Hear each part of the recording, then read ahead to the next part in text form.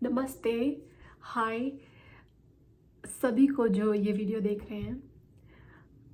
ये मेरी पहली यूट्यूब वीडियो है और ये मेरा पहला यूट्यूब चैनल है। मैंने क्यों सोचा अपने लिए कि मुझे यूट्यूब चैनल बनाना चाहिए, एक ही रीज़न है इस चीज़ के लिए। मेन रीज़न है क्योंकि आजकल ऐसा है कि कुछ भी हमारे साथ होता है, हम सबसे पहले हम इंटरनेट पे देखते हैं कि अ, किसी से और के साथ भी ये चीज़ हुई है क्या? उस टाइम पर किसी और ने क्या किया था और क्या सही है? तो अपने एक्सपीरियंसेस शेयर करने के लिए मैंने सोचा कि मैं जब दूसरों के लिए देखती हूँ तो मुझे अपने लिए मेरे साथ कुछ हुआ है और मेरा कोई एक्सपीरियंस है, क्यों ना मैं उसको शेयर करूँ। तो मेरा एक एक्सपीरियंस रहा। अ, मेरी गॉल ब्लैडर रिमूवल सर्जरी हुई थी रिसेंटली। तो जब जब मेरे साथ ऐसा हुआ, ये कोई बहुत बड़ी चीज़ नहीं है, आजकल बहुत आम बात हो गई है, बहुत लोगों के साथ ऐसा होता है। और ये चीज़ मुझे तब पता चली जब मेरे साथ हुआ ऐसा। तो तो उस टाइम पे मैं मतलब ऐसे बिल्कुल पागलों की तरह डेस्परेटली मैं सब ढूंढ रही थी कि अच्छा किसी और के साथ हुआ तो उसने क्या किया, और अगर ये मेरे लिए, अगर मुझे जो डॉक्टर्स बता रहे हैं यही एक इलाज है या कुछ और भी हो सकता है। तो इसलिए मैंने इतना मतलब मुझे ऐसा लगता है कि मैंने हर किसी के एक्सपीरियंसेस को देखने की कोशिश की थी उस टाइम पर। और मुझे ऐसा लगा कि अब जब मेरा ये क्लियर हो गया है सब कुछ कि भाई अभी क्या हुआ और क्या चल रहा है, तो मैं क्यों ना अपनी बारे में बात करूं, ताकि इससे क्या पता कोई और देखना चाहता हो तो उसको कुछ हेल्प मिल जाए। तो यही एक वन ऑफ द रीजंस है कि मतलब just to share my experiences मैंने अपना वीडियो और अपना चैनल बनाने की सोची है। तो क्या हुआ था कि 2020 2020 में मैं प्रेग्नेंट थी और 2020 दिसंबर में मेरी एक बेटी हुई। सब प्रेगनेंसी काफ़ी सही गई, मुझे कोई कॉम्प्लिकेशन नहीं आई। ऑल दो मेरा जो डिलीवरी थी वो सी सेक्शन थी। तो जो कि थोड़ा सा टाइम लग जाता है जिसमें कि हील होने में और कुछ भी मतलब उसके बारे में होने में थोड़ा टाइम लग जाता है compare to the normal one.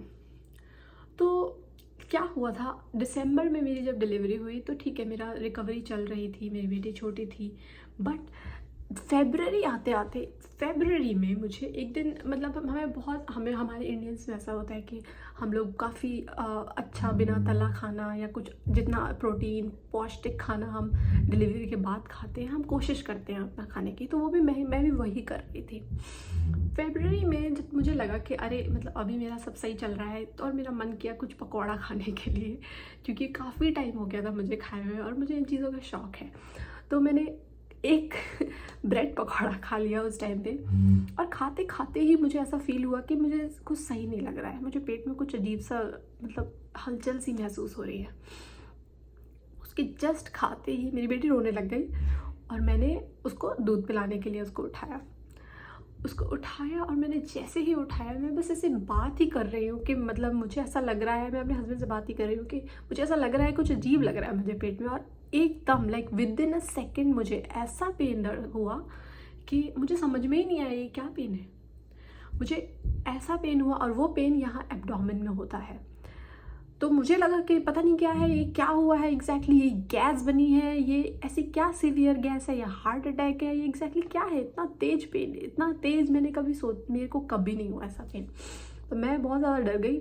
तो हमने सोचा चलो भाई इतना, मैं almost like half an hour और 20 मिनट्स मैंने थोड़ा ट्राई किया, बट मेरा ठीक नहीं हुआ। तो मुझे लगा कि ये सही नहीं है, क्या पता ये सी सेक्शन का कुछ प्रॉब्लम है, आफ्टर इफेक्ट है, या जो हमें पता नहीं है और हमको डॉक्टर के पास जाना चाहिए। और सिंस इतना ज़्यादा पेन है, यू नेवर नो क्या हो रहा है अंदर, तो हम खुद तो डॉक्टर है नहीं। तो वो मेरा फर्स्ट इंसिडेंट था पेन का, उसको बोलते हैं पेन अटैक। तो इंग्लिश में उसको बोलते हैं पेन अटैक।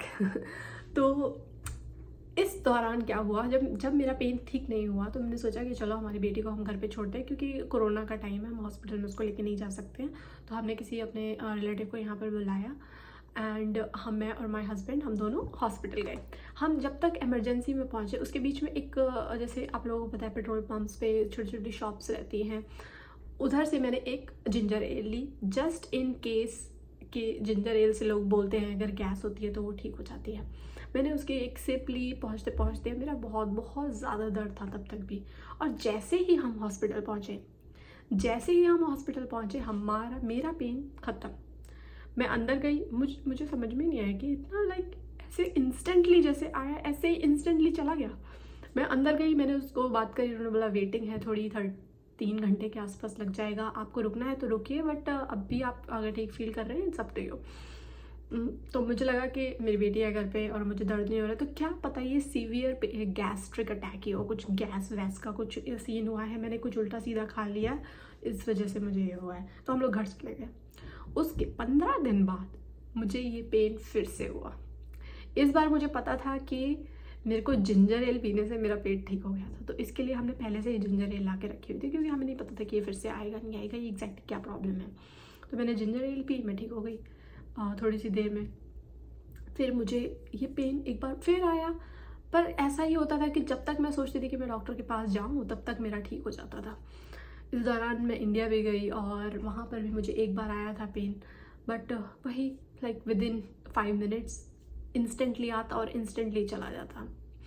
बट नवंबर में मैंने सोचा कि अरे मुझे अपना ईयरली हेल्थ चेकअप कराना है। मैंने हेल्थ चेकअप कराया और उसमें सब कुछ नॉर्मल था, सब कुछ सही आया। तो मैंने डॉक्टर को बताया मुझे पेन हुआ था तो इस वजह से मैं करवा रही हूँ। तो डॉक्टर ने बोला मे भी तुम्हारे को क्या पता गैस ही बनी हो, ठीक है तो मॉनिटर करो, तुम्हारे ब्लड रिपोर्ट्स, ब्लड वर्क सब कुछ सही आया है, तुम्हारा प्रिवेंटिव तो सब सही है। ठीक है, मैंने कहा चलो अभी ये सब सही है तो फिर ठीक ही होगा। फिर जून जुलाई के आसपास इस साल मुझे फिर से पेन अटैक हुआ, और वो पेन अटैक मेरा इतना सीवियर था कि मैंने आधा घंटा मैं घर पर रुकी रही, उसके बाद भी मेरा पेन वो ख़त्म नहीं हुआ। तो इस पर मैंने सोचा कि मुझे सिंस ये बार बार आ रहा है एक साल में, और मतलब ऑफ कोर्स इतना सीवियर नहीं होता है कि बहुत लंबा चले, बट कुछ देर तो चलता ही है। तो मैंने क्या किया कि हम लोग इस टाइम पर हम हॉस्पिटल चले गए और मैं एडमिट हो गई। मैंने बोला मुझे करना है, हम लोग एडमिट हुए। डॉक्टर्स ने मेरा सबसे पहले तो वहाँ पे वो लोग सीटी स्कैन करते हैं, ब्लड वर्क करते हैं, देखते हैं। उसके अंदर मेरे कुछ ब्लड वर्क में कुछ चीज़ें थी जो काफ़ी हाई आ रही थी, और डॉक्टर्स को समझ में नहीं आ रहा था कि ये क्यों इतना हाई है। जो हाई था वो था लीवर एंजाइम्स। तो एक दो टाइप के लिवर एंजाइम्स होते हैं, वो दोनों मेरे काफ़ी हाई थे, काफ़ी ज़्यादा हाई थे। तो डॉक्टर को समझ में नहीं आया कि ये क्यों है, ऐसा क्यों है क्यों नहीं। सीटी स्कैन किया, उनको ज़्यादा क्लियर पिक्चर नहीं मिली। उसके बाद उन्होंने अल्ट्रासाउंड किया, अल्ट्रासाउंड में उनको क्लियर पिक्चर मिल गया कि मुझे गॉल स्टोन है। और उस रिपोर्ट में ऐसा लिखा है अ गॉल स्टोन फाउंड, इस तरीके से। तो डॉक्टर ने कंक्लूड किया कि हमें लगता है कि तुम्हारा पेन इसकी वजह से होता है, और ये सारी जो तुम्हारे फैक्टर्स हैं ये सब अलाइन कर रहे हैं इसी प्रॉब्लम से। तो तुम्हारा जहाँ तक हमें लगता है दिस इज़ द प्रॉब्लम। तो इसके लिए उन्होंने एक स्पेशलिस्ट, जो सर्जन और जीआई स्पेशलिस्ट बोलते हैं, उनको मतलब उनके साथ मेरी मीटिंग करी फिक्स नेक्स्ट डे के लिए, ताकि वो आके मेरी रिपोर्ट देखें और मेरे से बात करें इस बारे में कि ये क्या है, कितने दिन से मुझे ये सब हो रहा है, ये सब। तो इससे पता चला, काफ़ी कंफर्म हो गया कि मेरे को ये पेन अटैक गॉल स्टोन्स की वजह से ही था। इस पर पता चला मुझे आगे चल के कि ऑल्दो मेरी फैमिली में किसी को ये प्रॉब्लम नहीं है, मैंने किसी को नहीं सुना है कि किसी को गॉल ब्लैडर में स्टोन हुए। मैंने सुना ही नहीं था उससे पहले कि गॉल ब्लैडर में स्टोन्स वाली भी कोई चीज़ होती है। आई नो बहुत लोगों को ऐसा लग रहा होगा कि इसको नहीं पता, बट नहीं पता, क्योंकि मैं किसी को जानती ही नहीं थी इस टाइम तक कि किसी को गॉल स्टोन हुआ हो। फिर डॉक्टर्स ने बोला कि देखो एक ही इसके लिए इलाज है, और वो इलाज है तुम्हारा गॉल ब्लैडर निकाल दो तुम्हारे शरीर से। उसकी वैसे भी इतनी ज़रूरत नहीं, मतलब बिल्कुल अगर तुम्हारे शरीर में कोई ऑर्गन है तो उसकी डेफिनेटली इट इज़ नीडेड, वो तुम्हारे लिए ज़रूरी है, बट इतना ज़रूरी नहीं है कि तुम उसके बिना तुम रह नहीं सकते हो। तो gall stone something like that कि तुम रखोगे उसको तो गुड, बट अगर नहीं है तो तुम्हारे लिए कोई बड़ी इम्पैक्ट वाली चीज़ नहीं है, यू कैन स्टिल सर्वाइव।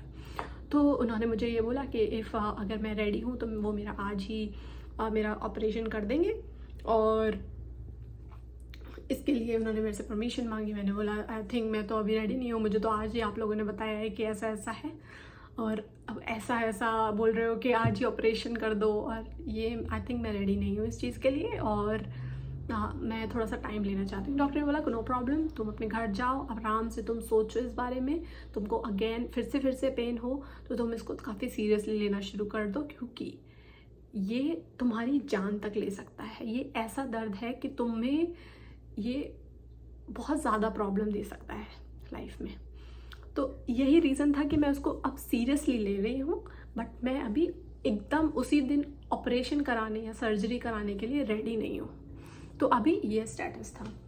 तो इस पर मैं अपने घर गई, मैंने बात करी लोगों से, काफ़ी लोगों, फिर मुझे पता चलने लगा कि हाँ काफ़ी लोग हैं ऐसे जिनको ऐसा हुआ है और उन्होंने क्या किया इवेंचुअली।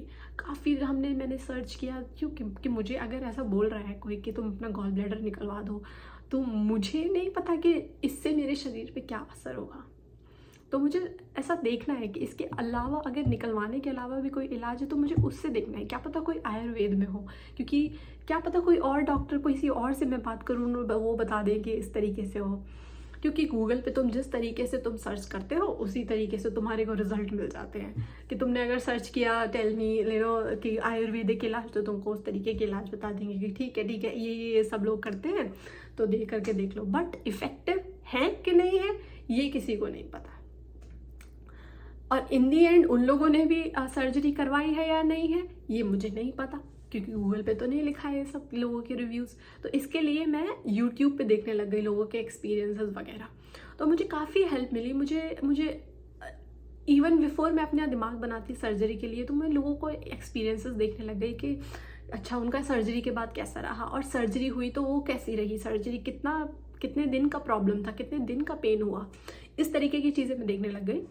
और ठीक है, और आफ्टर आई थिंक 2 महीने 3 महीने कई टाइम निकल गया, और उसके बाद मैंने सोचा, मैं काफ़ी मेरे माइंड में सिर्फ यही चीज़ चलती रहती थी। मैंने अपनी डाइट को इतना रिस्ट्रिक्ट कर लिया कि मैं इतना ऑयली या कुछ भी तला हुआ खाना, कुछ भी फ्राइड, कुछ भी हैवी नहीं खाती थी। बट ये पेन इट्स नेवर गारंटीड कि तुमको सिर्फ इसी वजह से होगा। यस, बहुत ज़्यादा चांसेस हैं कि तुमको इसी वजह से होगा कि तुमने अगर कुछ बहुत हैवी खा लिया तो तुम्हारे बॉडी को ये अटैक आ सकता है।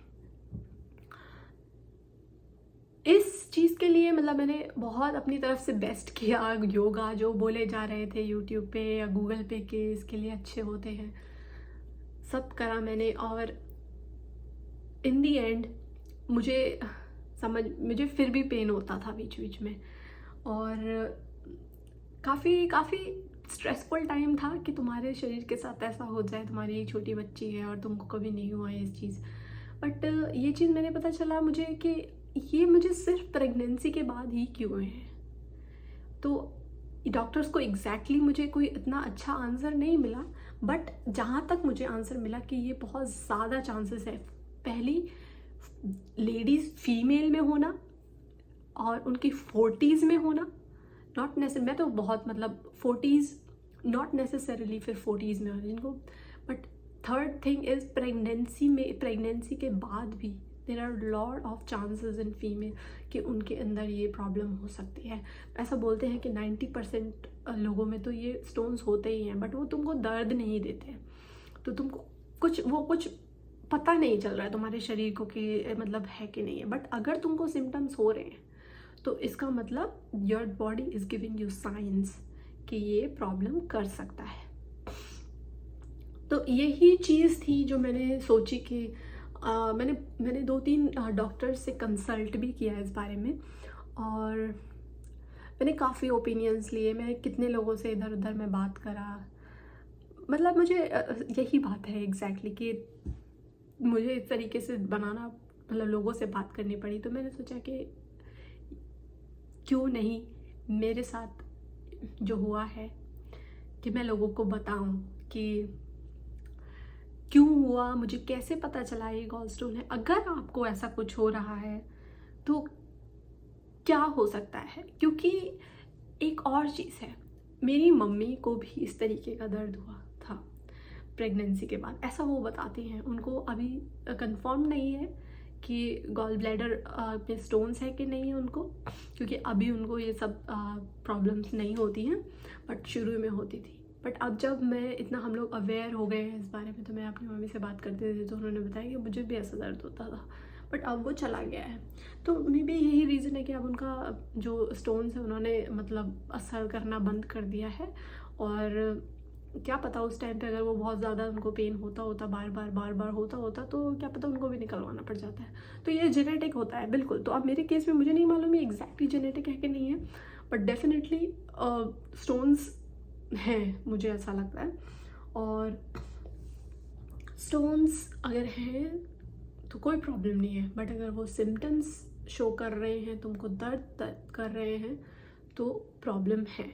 मैं आपको ये भी बताऊंगी कि कैसे दर्द कर रहे हैं, ये क्यों दर्द करते हैं ये स्टोन्स, और ये क्यों नहीं निकाल सकते बिना सर्जरी के, या कोई और इसका इलाज है जो हम कर सकते हैं। अगर तुम्हारे आपके कम स्टोन्स हैं या ज़्यादा स्टोन्स हैं, किस हिसाब से आप अपना एक डिसीजन ले सकते हैं। मैं कोई डॉक्टर नहीं हूँ, बट मैं अपने हिसाब से जो मैंने रिसर्चेस की, मैंने जो खुद अपने लिए पढ़ा कि मैं क्या करूँ अपने साथ, वो मैं आपको बता सकती हूँ, ताकि आप लोगों को भी, आप लोगों के लिए इजी रहे कोई डिसीजन लेना, या आप ये क्वेश्चंस आप पूछ सकें अपने डॉक्टर से, और वो देखते हैं वो क्या बोलेंगे ऑफ कोर्स, बट आप लोगों को पता रहे कि क्या है ये और क्यों है ये। इन चीज़ों के लिए अवेयरनेस बहुत ज़रूरी है, क्योंकि मैं जानती हूँ, मैं जिन लोगों को किसी को गॉल स्टोन्स था, मैंने उनसे पूछा कि आप लोगों को आपने ऑपरेशन क्यों करवाया, आपने कोई आयुर्वेद क्यों नहीं इलाज करवाया। उनको लगा नहीं, क्योंकि ना हमें लग रहा था कि इसकी वजह से ये प्रॉब्लम हो सकती थी। और वो काफ़ी फ़नी है कि वो प्रॉब्लम उस चीज़ से कभी होगी ही नहीं। तो मुझे ऐसा लगता था कि उनको अवेयरनेस है, जस्ट बिकॉज डॉक्टर ने बोला कि ऑपरेशन करवा लो तो ऑपरेशन करवा लिया, बट अपनी तरफ से नहीं देखा। बट अभी चलो ठीक है, कोई इतने कंफर्टेबल नहीं होते हैं यूट्यूब या गूगल पे जाके अपने लिए इंटरनेट पे देखने के लिए कि क्या है ये, क्यों है ये, क्या कर सकता है, ये सब चीज़ें नहीं कंफर्टेबल होते हैं लोग। तो अगर कोई तुमसे बात करता है या तुम्हें बताता है, तो उससे आई थिंक काफ़ी ईजी हो जाता है उन लोगों के लिए ये चीज़ समझना उनकी भाषा में, और उनको समझाना काफ़ी आसान हो जाता है उन लोगों के लिए समझने के लिए। और वो अपने डॉक्टर से जब मिलेंगे तो दे विल थिंक कि ओके, ये अपना रिसर्च करके आए हैं और अपना ये पता करना चाहते हैं, ये सवाल है। आपको भी सेटिस्फैक्शन मिलेगी इस चीज़ के लिए। तो ये मेरा फर्स्ट पार्ट है इस चीज़ का। आई नो काफ़ी लंबी वीडियो हो गई है, बट मैं इसका एक पार्ट 2 भी बनाऊंगी, क्योंकि इसके बाद मैं आपको बताना चाहती हूँ कि मैंने क्या किया और ये क्यों होता है। तो अब मिलते हैं, मैं जब भी मुझे टाइम मिलेगा मैं अपनी एक और वीडियो बनाऊंगी इस चीज़ के लिए, और मैं अपने आगे के एक्सपीरियंसेस शेयर करूंगी आप लोगों के साथ। तब तक के लिए नमस्कार, बाय।